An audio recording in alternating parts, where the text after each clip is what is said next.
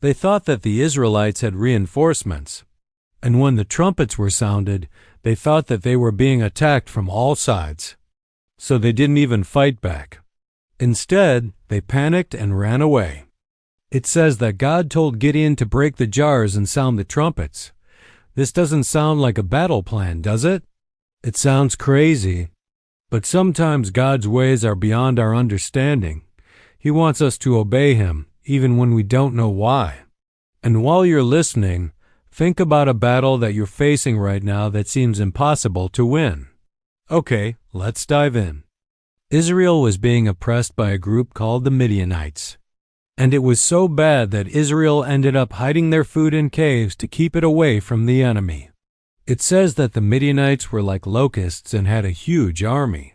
Now there was a man named Gideon who, despite his size and strength, thought that he wasn't good enough to save his people. In fact, he started to question if God had made a mistake choosing him. But God reassured him and gave him a sign that would show him God's power. God told him to take the fleece, which is a type of wool, and put it out overnight. And whatever happened to the fleece would be a sign of what was going to happen to the Midianites. That way, Gideon could know if God was really going to help him defeat such a massive army. When Gideon woke up the next morning, he noticed that the dew had gathered on everything except the fleece. That should have been exciting, but instead, Gideon asked for a second sign. So God showed him that the fleece would be dry and everything else would be covered with dew. When Gideon saw that, he finally believed that God was with him. Now, here's where the numbers come into play. God told Gideon to get rid of everyone who was afraid. And then he told him to lead only those who were excited and ready to fight. After getting rid of everyone who was scared, there were 10,000 men left. Then God told Gideon that was still too many, and he reduced the group to 300 men. At this point, you have to be thinking, wait a minute, how can 300 men defeat an army that is 13 times larger than theirs? First, he wanted Gideon's victory to be less about military strength and more about putting trust in him. Think about it. You can have someone who is very talented, strong, and confident. After reducing the group to 300 men, God told Gideon that he was going to help him defeat the Midianites. And that's exactly what Gideon did. And when the time came for battle, they attacked. As the Midianites were running for their lives, Gideon and his team chased them.